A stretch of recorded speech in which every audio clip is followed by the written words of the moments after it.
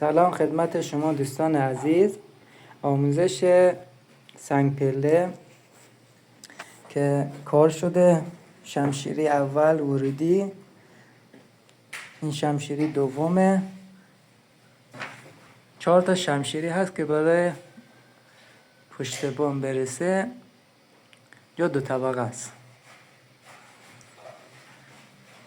بعد شما اول برای اندازه گیری سنگ پله که میخوان برای برششو از تهیه برین از سنگ فروشی جای بگیرین، اول باید بیان اینجا قبل که کار بشه اندازه‌شو بگیرین. ورودی واحد نگاه میکنیم که بلندترین جاش که میخواد کف واحد زده بشه، شما تو راپله باید 5-6 سانت پایین تر باشه. 4-5 سانت خوبه. بعد این پاگرد ورودی جلو راپله این در اومده 1.40 1.20 استانداردشه. این طرف که شمشیری میره بالا این در اومده 1.20 استانداردشه، با نازوکاریاش هم بخوره 1.20 در اومده.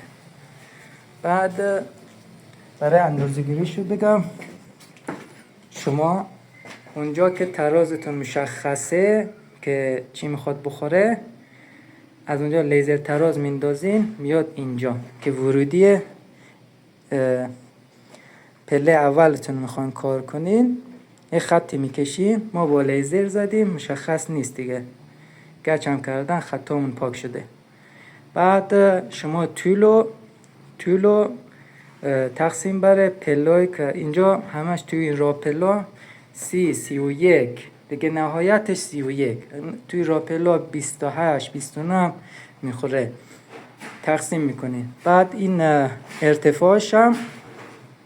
ارتفاعش هم با خط لیزری که از اونجا بارخورش 5 سانت 10 سانت میخوره ترازش، اونم ارتفاع تقسیم بر تعدادش میکنه. الان اینجا 8 تا پله خورده، جا 8 تا پله خورده. این شمشیری 9 تا خورده، این شمشیری 9 تا خورده. بارخورش هم ببینید تقسیمش درست خورده که بارخورش 5-6 سانت میشه. بارخور خوبیه، 4 سانت 5 سانت. همون اولش درست تقسیم کنین مشکل نمیخوره. جلو در واحد هستیم دوستان. همینجور که بهتون گفتم بارخور داخل واحد رو نگاه میکنین کجاست ترازش.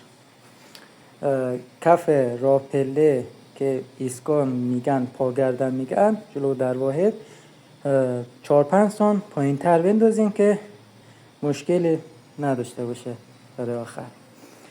این شمشیری میخوره که به پاگرد بالایی، بعدش هم به پشت بان. شمشیری آخره.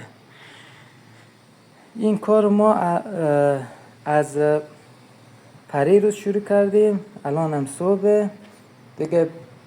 2 روز و نیم خیلی برداره. 34 تا پله است، خیلی برداره، اگر نه 2 روز کار داره.